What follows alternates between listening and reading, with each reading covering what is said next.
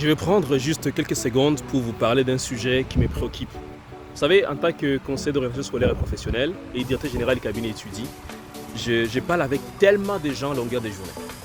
Et un des sujets qui revient souvent dans la conversation avec des personnes avec qui je m'entretiens, c'est celui de savoir, Emmanuel, est-ce que si j'arrive au Canada et que je n'ai pas les moyens financiers, est-ce que je peux demander l'asile et y rester au Canada? Bon, déjà, je tiens à vous dire une chose. Les demandes d'asile ont explosé au Canada de la part des étudiants internationaux et surtout des étudiants africains. Pourquoi? Parce que ces étudiants viennent avec des fausses informations sur la réalité du Canada, notamment la réalité des études au Canada. Les gens ont l'air dit, oui, quand vous arrivez sur place, vous allez pouvoir financer vos études grâce aux emplois étudiants, vous allez pouvoir gagner une bourse d'études et puis financer vos études. C'est vrai qu'on peut travailler à temps partiel ou à temps plein, à temps partiel durant les études, jusqu'à concurrence de 24 heures par semaine. C'est vrai qu'on peut travailler à temps plein dans la période des congés d'études. C'est vrai qu'on peut appliquer à des bourses d'études qui existent, mais la réalité c'est que vous ne pouvez pas payer vos frais de scolarité avec juste un emploi étudiant. C'est pas possible. Vous ne pouvez pas non plus juste penser que parce que vous appliquez à une bourse d'études, vous allez pouvoir l'obtenir. Il y a des conditions qu'il faut respecter.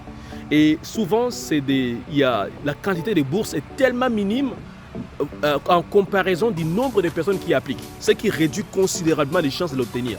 Et pour chaque bourse, il y a des conditionnalités qu'il faut respecter.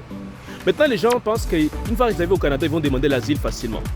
Bon, c'est vrai qu'on peut demander l'asile, c'est votre droit de le faire. Mais le problème, c'est que le traitement d'une demande d'asile prend maintenant près de 3 ans. 3 ans, vous comprenez? Pendant tout ce temps, comment allez-vous faire? Et de toute façon, on a dit récemment que désormais, il y a une loi qui est en cours d'élaboration. Et je pense sincèrement que ça va faire mal à beaucoup de gens qui pensent que l'asile va devenir une porte d'entrée. Pourquoi? Parce que désormais, on va filtrer sérieusement toutes les demandes qui ont été soumises. Et on va s'assurer que les demandes qui sont approuvées soient réellement des vraies demandes d'asile. Parce qu'il y a beaucoup de fausses demandes d'asile. Quelqu'un, par exemple, qui a dit qu'il avait 50 000 $ dans son compte. Et il arrive au Canada, un mois après, il dit non, finalement, j'ai plus d'argent. Mais attendez, tu avais déclaré dans les formulaires de la demande du permis d'études que tu avais 25 000 $ ou 50 000 $. Mais comment se fait-il que dans un mois plus tard, tu n'as plus d'argent? Ça signifie que c'est une fausse déclaration. Rien que sur base de cela, on va vous refuser la demande d'asile, on va vous renvoyer au pays et votre avenir sera gâché. De grâce, faites-vous accompagner pour éviter ce genre d'erreur et surtout, ne vous fiez pas à n'importe qui. Fiez-vous aux gens qui sont des membres des autres professionnels. Moi, j'ai fait 5 ans à l'université pour faire justement la maîtrise en orientation et devenir membre de l'Ordre des conseillères d'orientation du Québec, en plus de diriger le cabinet étudie.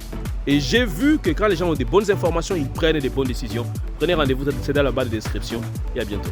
www.etudie.ca. Mais en attendant, abonnez-vous à la chaîne. À très bientôt.